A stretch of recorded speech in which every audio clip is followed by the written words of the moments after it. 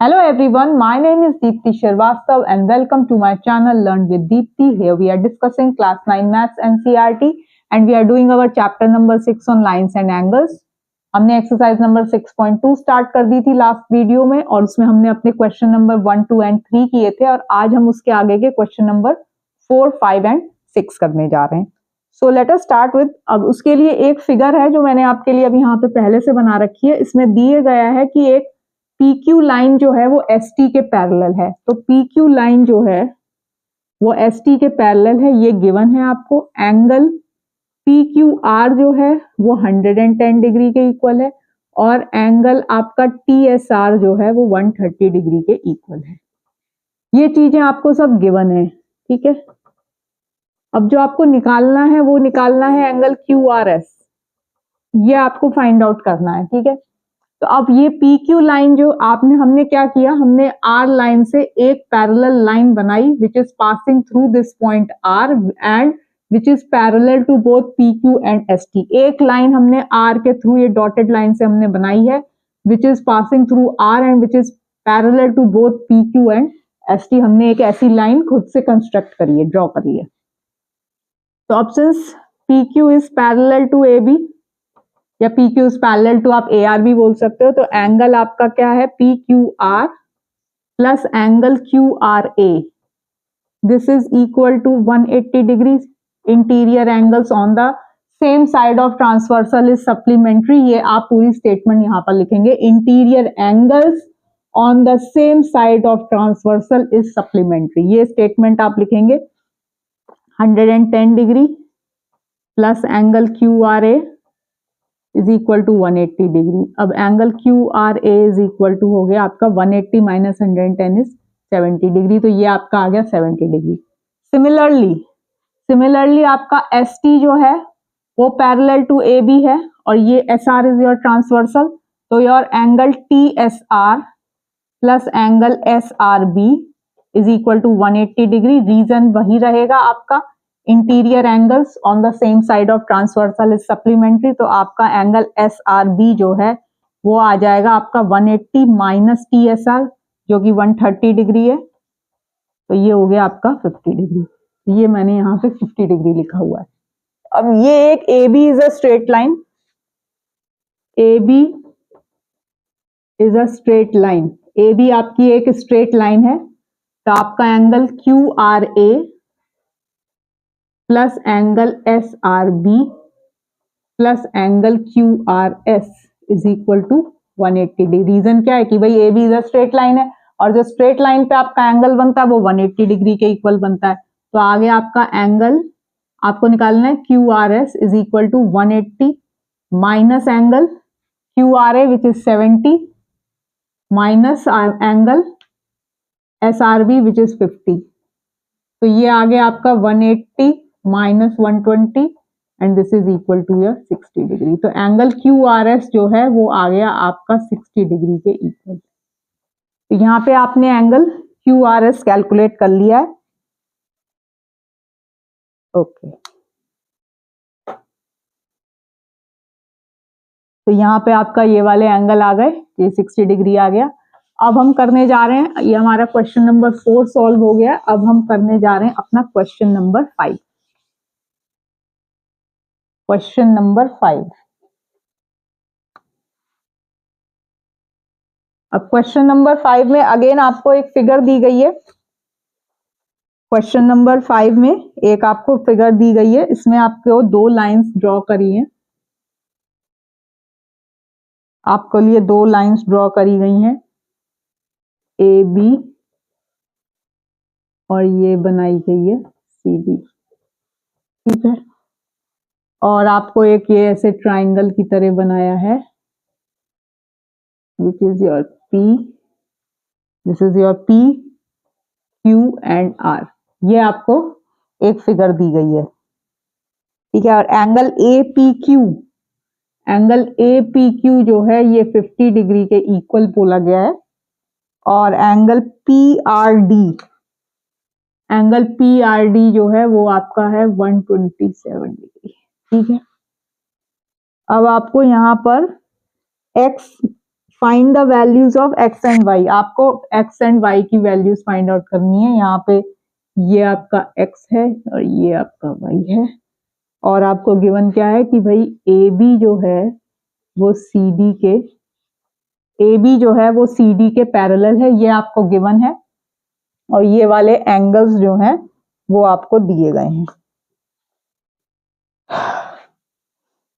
तो अब आप देखिए भाई, A B is parallel to C D, ठीक है, और मान लो आपकी पी क्यू जो है वो क्या है, ट्रांसवर्सल है, P Q is your transversal. तो अब एंगल ए पी क्यू जो है वो हो गया एंगल एक्स के इक्वल। क्यों हो गया?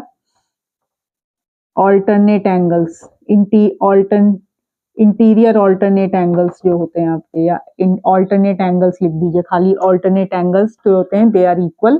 तो ये आपके हो गए ऑल्टरनेट, एक इस साइड पे एक इस साइड पे, तो ये हो गए आपके ऑल्टरनेट एंगल्स। तो ये आपका आ गया, एक्स की वैल्यू आ गई आपकी 50 डिग्री के इक्वल, तो एक्स आ गया आपका 50 डिग्री, ये वाली चीज आ गई। अब आया आपका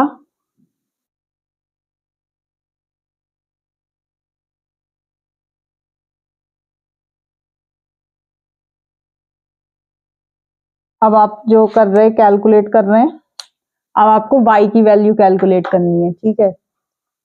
तो y की वैल्यू अब कैलकुलेट करते हैं।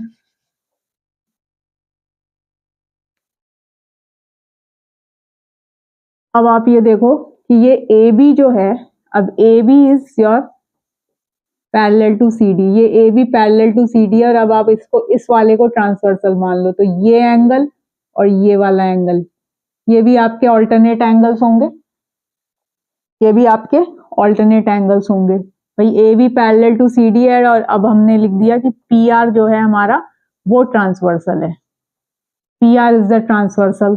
तो आपका हो गया y plus 50 degree is equal to 127 degree, ये भी आपके क्या हो गए, ऑल्टरनेट एंगल्स। ऑल्टरनेट एंगल्स जो होते हैं वो इक्वल होते हैं अगर लाइन पैरेलल है और ट्रांसवर्सल उनको इंटरसेक्ट कर रही है। तो y की वैल्यू आ गई आपकी 127 minus 50,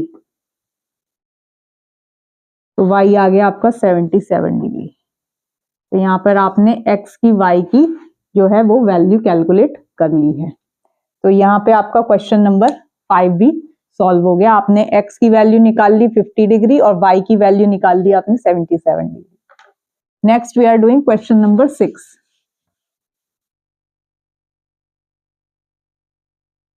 question number 6 which is the last question for this exercise. Question number 6 जो है वहां पर आपको एक अपना फिजिक्स का लॉ ऑफ रिफ्लेक्शन भी यूज करना है। क्वेश्चन नंबर 6 अभी कर रहे हैं क्योंकि उसमें मिरर्स का बताया गया है, तो उसको हम सॉल्व करते हैं यहाँ पे कि P Q and R S जो हैं they are the two mirrors which are placed parallel to each other. ये दो मिरर्स बनाए गए हैं, इसको ऐसे मिरर की तरह कर देते हैं। P Q and R S they are the two mirrors which are placed parallel to each other and incident ray A B. अब वो बोल रहा है कि एक इंसिडेंट रे जो है ए बी जो है वो इस पे स्ट्राइक कर रही है पी क्यू वाले पे पहले, ठीक है। Incident ray A B strikes the mirror P Q at B, ठीक है, पी क्यू एट बी पे गया। The reflected ray moves along the path B C. अब ये यहाँ पे आया, बी सी पे आई ये वाली रे, द रिफ्लेक्टेड रे and strikes the mirror R S at C and again reflects back along D, ठीक है, and reflects back along D, ये इन्होंने बताया है। अब आपको क्या करना है, आपको प्रूव ये करना है कि AB इज टू प्रूव में है आपका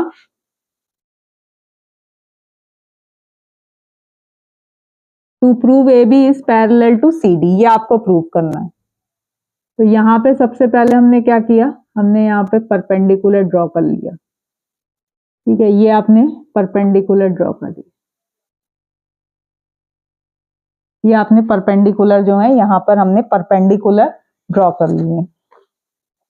अब हम इसको ऐसे ही अपने हिसाब से नाम दे देते हैं, भाई 1 दे दो, 2 दे दो, आप इसको 3 दे दो, इसको 4 दे दो, ठीक है। तो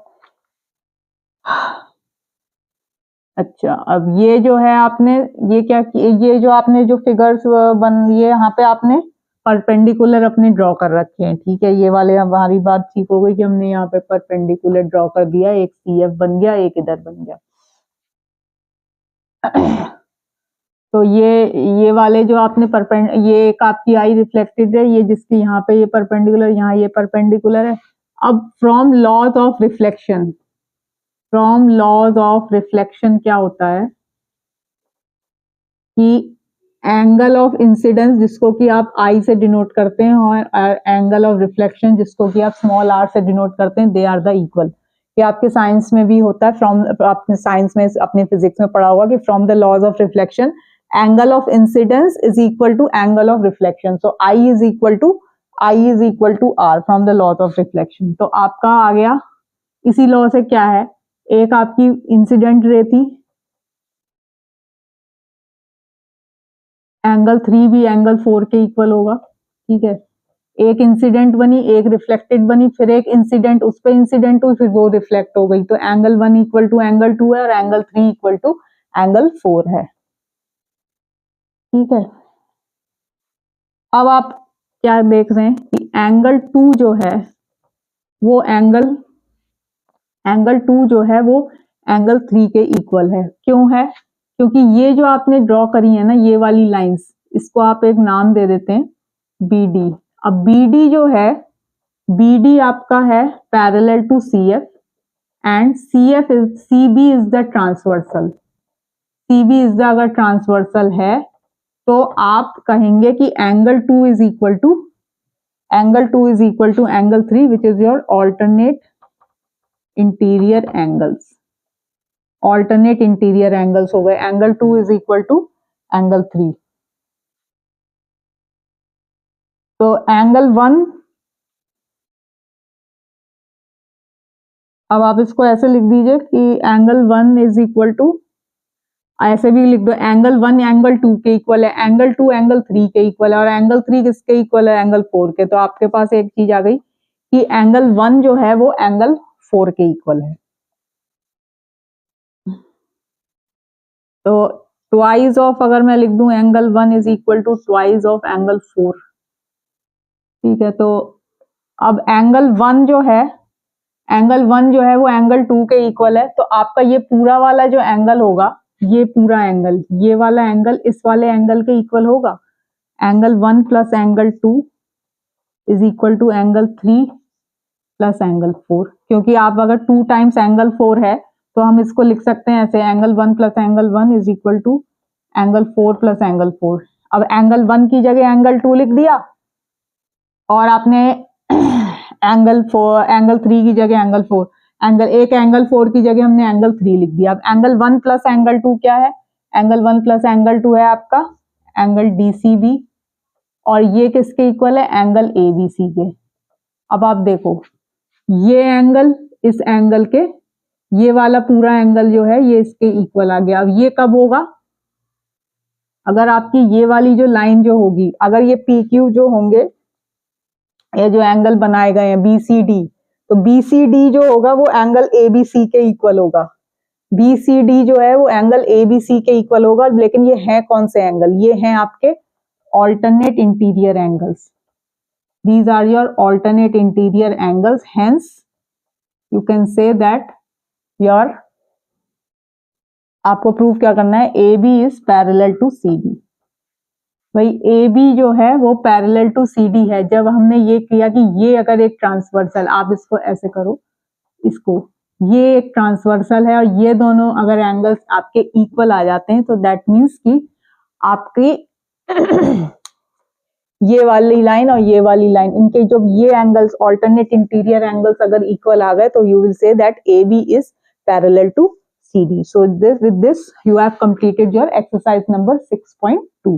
So in our next video we will be discussing angle sum property of a triangle, और उसी में हमारी दो थ्योरम्स आ जाती हैं कि भाई sum of 3 angles of a triangle is 180 degree, एक तो आपको वो करनी है, और दूसरी आपको करनी है कि व्हेन द एक्सटीरियर एंगल एक साइड प्रोड्यूस करेंगे तो जो एक्सटीरियर एंगल फॉर्म होता है the measure of that is equal to the sum of the two interior opposite angles. तो ये चीज हम अपने नेक्स्ट वीडियो में करेंगे। सो होप आपको मेरी वीडियो अच्छी लगी होगी। अगर अच्छी लगे तो प्लीज लाइक, शेयर और सब्सक्राइब जरूर करिएगा। Thank you so much.